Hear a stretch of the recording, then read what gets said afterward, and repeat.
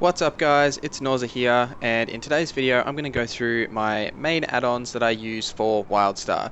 I've had a lot of requests to do this video lately, so I'm finally getting around to doing it.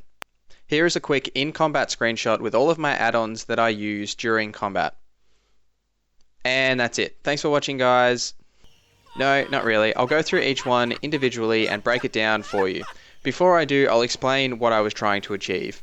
Early in Wildstar's lifespan, I spent a lot of time trying to get my add-ons just right. What I was trying to achieve is the most minimalistic UI possible while keeping every piece of information on my screen relevant. First off, I'll go through my general UI add-ons and then I'll talk specifically about my rating add-ons. First off is Forge UI. I love the minimalistic look of Forge UI, but I really only use it for the nameplates. The great thing about Forge UI is that it's entirely modular. You can remove each piece of the add-on that you don't like. All you have to do is click on it in your add-ons folder and hit delete. What I really like about the nameplates specifically is the setting that allows me to hide ally health bars which are at 100%. This is a huge help for me in raids and pretty much any healer of any kind. Candy bars is a pretty old add-on, but it's very well built. Basically what it does is replace all of your action bars with the most minimalistic look possible. It removes all of the additional graphics and just shows the icon itself, and it's all customizable. You can change what bars are shown, where they're shown, how many columns and rows, the size, etc. It's a really great little add-on. Another add-on that I use is drFloatText. I use this add-on basically so I can see my heal or DPS numbers going out. I find that Carbine's pop-up text is too cluttered and I can't really see the numbers. KuronaBags is another quality of life add-on I use to replace the default inventory.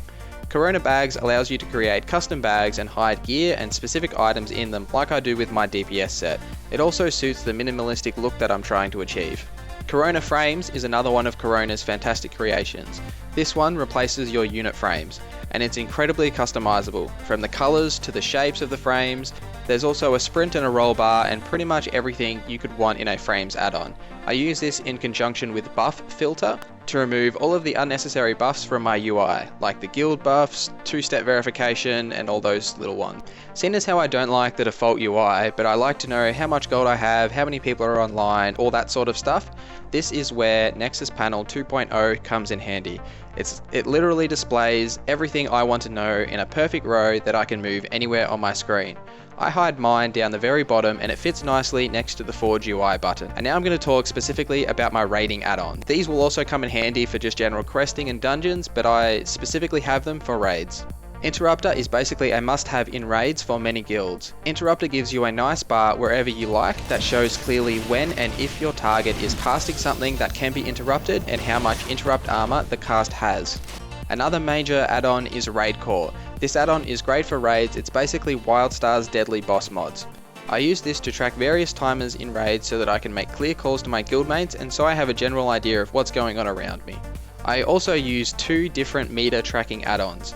One for threat and one for my DPS or my healing or whatever. My threat meter is literally called threat meter and my DPS and healing meter is called Vortex Meter.